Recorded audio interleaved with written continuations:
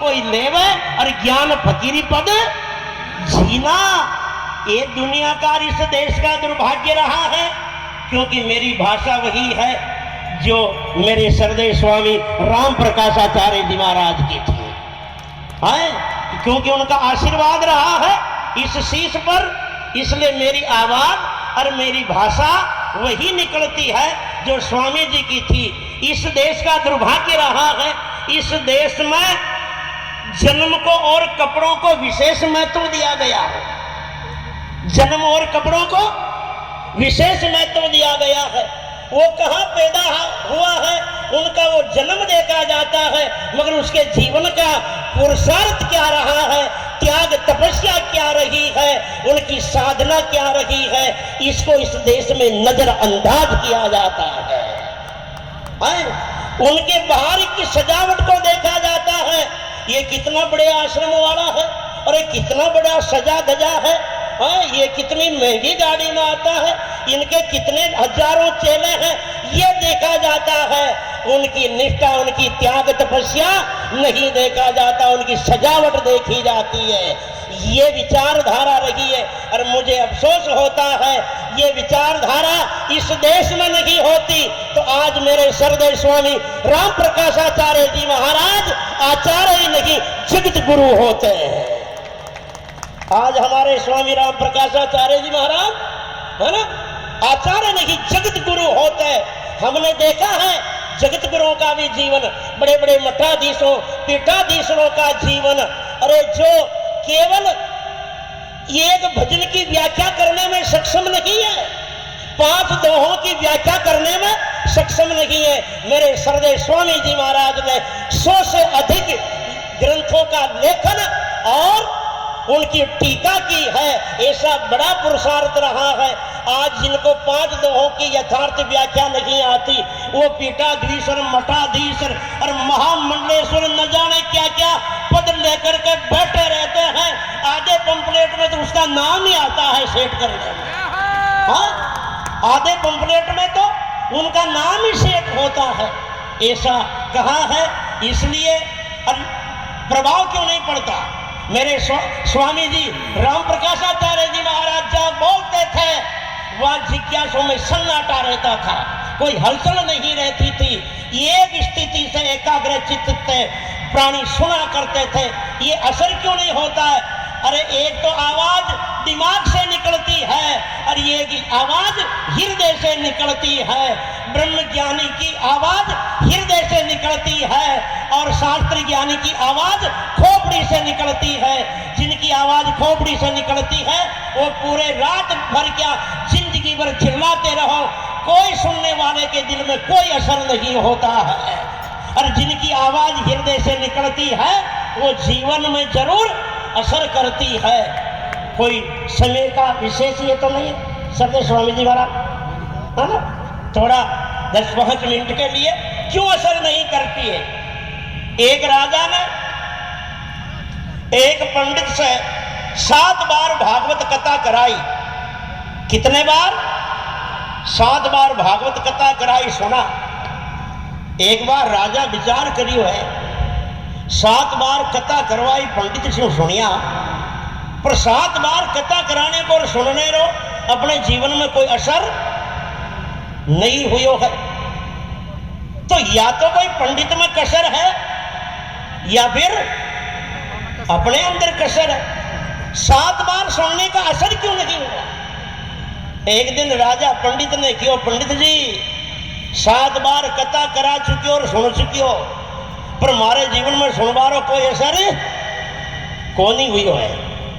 तो मैं तो ये समझना चाहूं कि ये कसर कमी आग में है या मेरे में।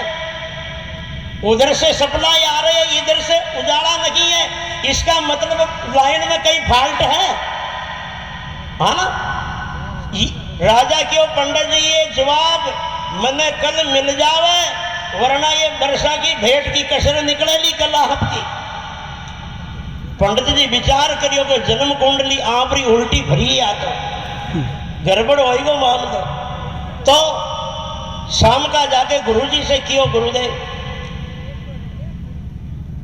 राजा क्यों के 7 बार कथा सुन चुका, मगर मेरे जीवन में कोई असर सुनने का हुआ नहीं।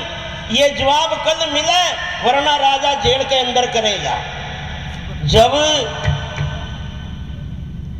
गुरुजी पंडित जी ने क्यों कहे कल साथ में मंदिर लेर चाल जो राजा रे पास में, अपन जानते संतों के ज्ञान में और पंडितों के ज्ञान में रात और दिन का अंतर होता है। तो गुरुजी ने लेर पंडित जी गया, गुरुजी राजा ने क्यों बोल राजा क्या प्रश्न है तेरा? कि बाप जी सीधो प्रश्न है, 7 बार भागवत कथा करा चुके हो, सुन चुके हो, मगर हमारे जीवन में सुनने को कोई यारी वाणी को असर हुई नहीं है।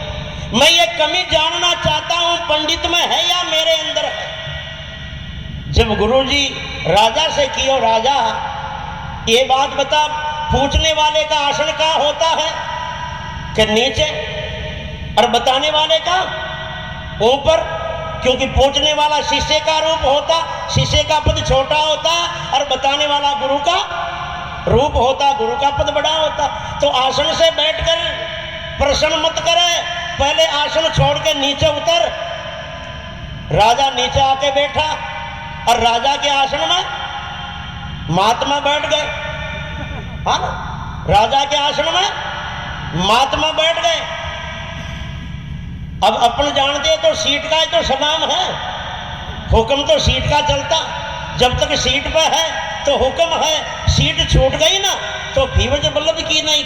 कोई कबाड़े में कोना में पड़ी हो रहा तो कोई संभाल वालो कौन ही है। तो गुरुजी ने नौकरों से कहा एक खंबे के पंडित को बांध दो और एक खंबे के इस राजा को बांध दो। नौकरों ने एक खंबे के पंडित को बांधा और दूसरे खंबे के राजा को बांधा। अब गुरुजी कह रहे राजा आप जाओ पंडित को खोल के आओ। जब राजा कह रही हो गुरुदेव मैं खुद ही बंदियोड़ो हूं, ये पंडित ने क्या न खोलो कहे कि जाओ पंडित जी आप खोलो राजा को।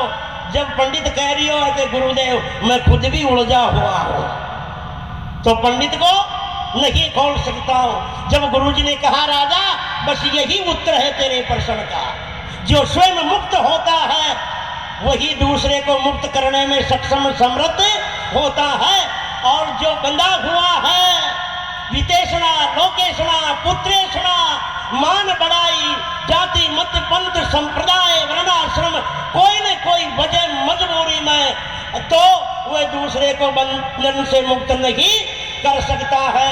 हे राजा, अरे ये पंडित भी केवल भेंट के चक्कर में उलझ रहा था, ये भी सच्चा निष्ठा का आत्मज्ञानी नहीं था, इनकी भी तेरा भला करने की भावना नहीं थी।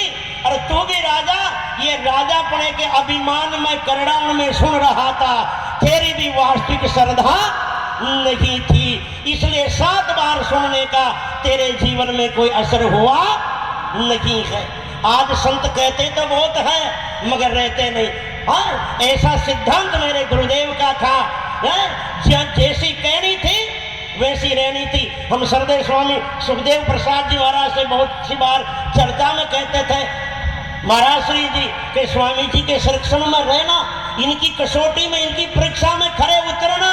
बहुत से आए साधक थोड़े दिन टिके और चल गए, यहाँ रहना बड़ा ही शिक्षा का काम है, तपस्या का काम है। ऐसा जीवन था स्वामी जी का, इसलिए कहते बहुत है। पंडित जी कह रहे थे कथा में 1 मिनट कि भाई सावन भादवारो महीनो है, कोई व्रत उपासना करता हुआ ना तो बैंगन की सब्जी नहीं खानी चाहिए। तो उन कथा में पंडितानी भी सुन रही है। पंडित जी कथा पूरी हुई, घर गया और पंडितानी ने क्यों भूख लाग रही है रोटी रख। पंडितानी क्यों रे मारा भरतार सब्जी तो और बनानी पड़ेगी, अभी काई की बनाई ओड़ी है, कभी तो बैंगन की है, बैंगन की रख दे तो बैंगन की कहीं खराब है। कि आप ही तो कह रही है खता में कि सावन भादवारो महीनो है, भक्ति साधना करता हो तो बैंगन की सब्जी नहीं खानी चाहिए। पंडित जी कह रही है, पंडितानी ने कहा बावड़ी होगी बेटी री बाप, वो खता का बैंगन अलग, हाँ ये तो अपना घर का बैंगन है, वो खता का बैंगन अलग है, ये तो अपना घर का बैंगन है, ये न खावा में कोई दोष नहीं है। इसलिए सत्संग की बातें अलग है और हृदय की निष्ठा अलग है। मेरे शब्दों के रूप में केवल स्वामी जी के गुणों का व्याख्यान करने में मैं सक्षम नहीं हूँ, केवल एक शब्दांजलि है, आप ध्यान से सुने।